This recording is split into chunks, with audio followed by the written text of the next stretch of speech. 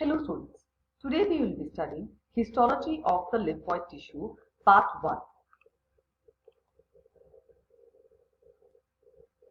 Lymphoid tissue provides protection by imparting immunity. Immunity is the ability of an organism to resist a particular infection or toxic substance with the help of antibodies or with the help of activated white blood cells.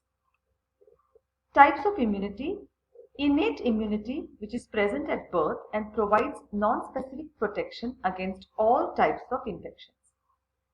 Acquired immunity, which is acquired by an individual throughout life, and this is of two types: active immunity and passive immunity.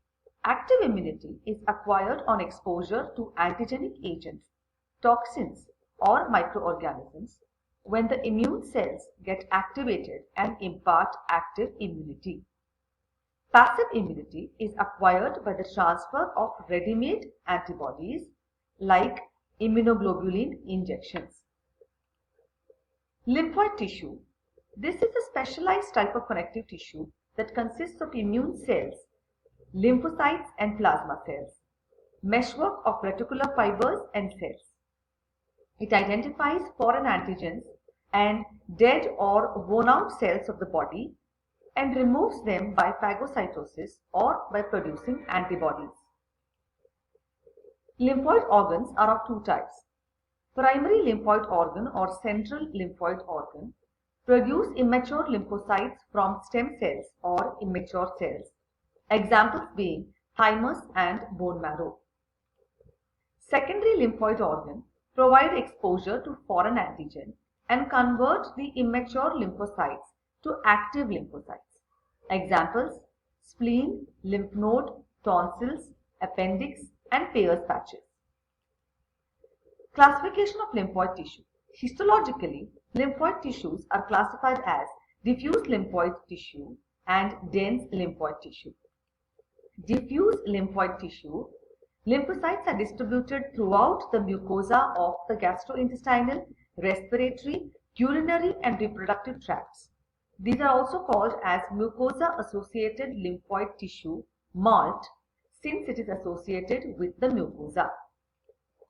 It protects and provides immunity against organisms coming in contact with the mucosa, and it is not enclosed within a capsule.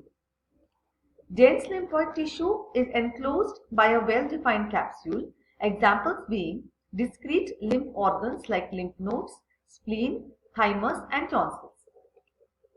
Cells of lymphoid system.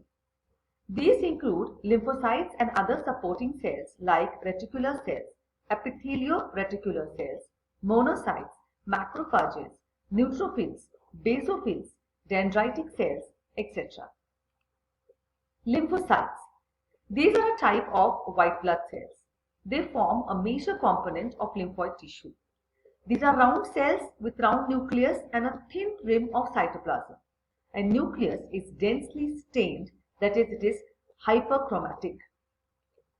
These are of two types: small lymphocytes 7 to 10 micrometers in diameter and large lymphocytes 14 to 20 micrometers in diameter.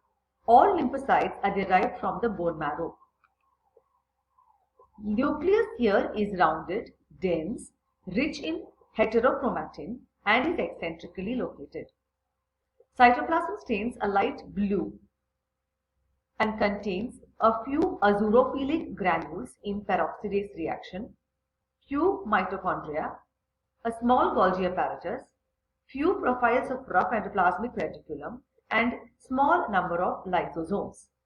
And the picture here shows us large and small lymphocyte.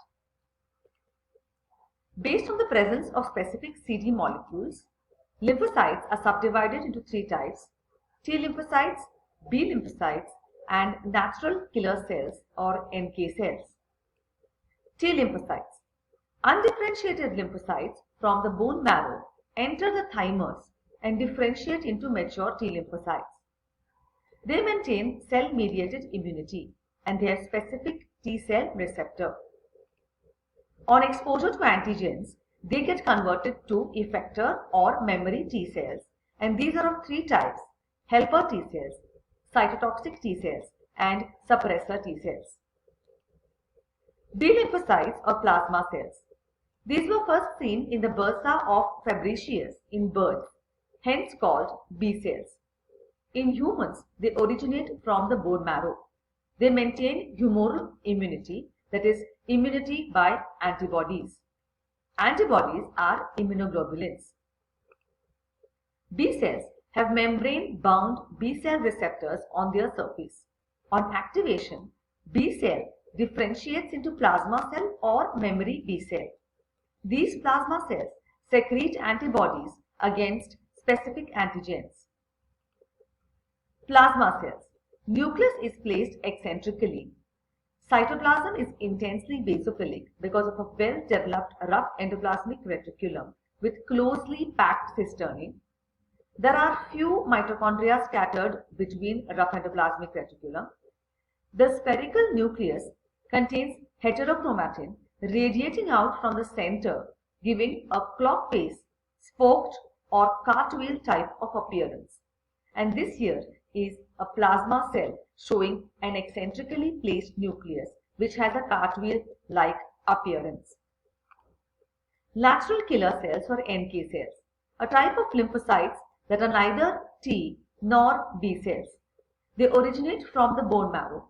They constitute 5 to 10% of circulating lymphocytes.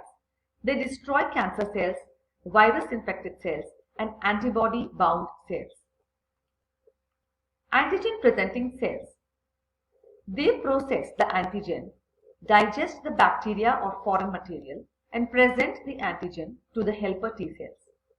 They include macrophages, Kupffer cells in liver, Langerhans cells in epidermis, dendritic cells in spleen and lymph nodes. Reticular cells form the structural framework of reticular fibers in spleen, lymph node, and tonsils. They secrete type 3 collagen fibers or reticular fibers and ground substance. These are elongated cells with long, fine cell processes.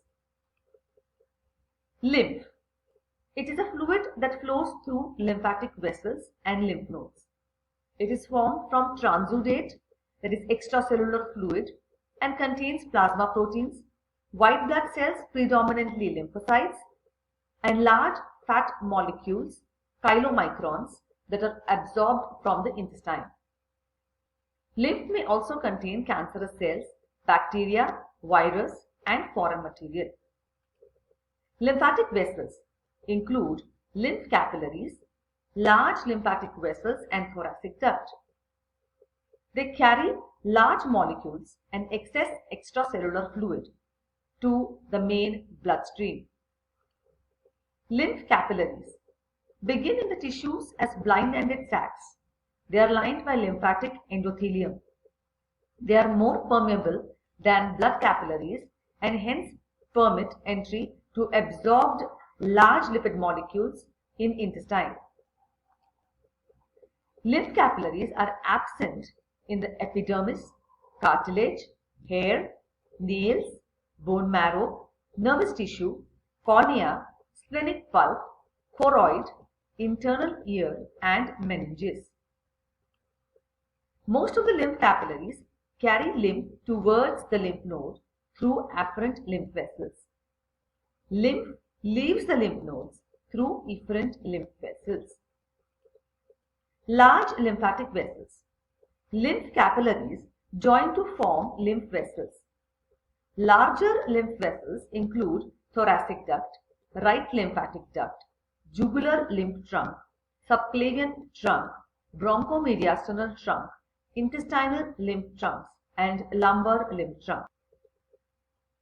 These show tunica intima, media, and adventitia similar to those seen in the wall of the blood vessels, mainly the veins. These differ from the veins in elastic fibers are present in all layers of lymphatic vessels. Circular smooth muscles are present in both tunica media and adventitia. And in the thoracic duct, the smooth muscles are arranged longitudinally.